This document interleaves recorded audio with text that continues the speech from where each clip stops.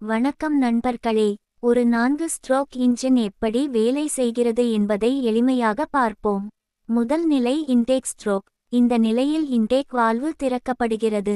Piston கீழே நகரும் போது காற்றும் எரிபொருளும் கலந்த கலவை சிலிண்டருக்குள் இழுக்கப்படுகிறது.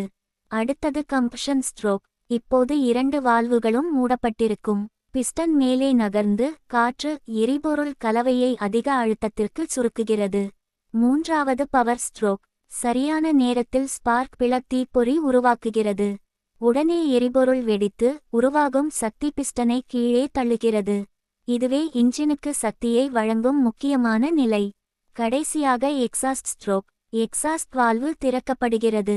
பிஸ்டன் மீண்டும் மேலே நகர்ந்து எரிந்து முடிந்த புகை வாயுக்களை சிலிண்டரிலிருந்து வெளியேற்றுகிறது. இந்த 4 செயல்முறைகளும் தொடர்ந்து மிக வேகமாக நடைபெறுவதால்தான் உங்கள் பைக் அல்லது கார் இன்ஜின் சீராக இயங்கி சக்கரங்களுக்கு சக்தியை வழங்குகிறது. இதுபோன்ற பயனுள்ள தொழில்நுட்ப தகவல்களுக்கு எங்கள் சேனலை சப்ஸ்கிரைப் செய்யுங்கள். நன்றி.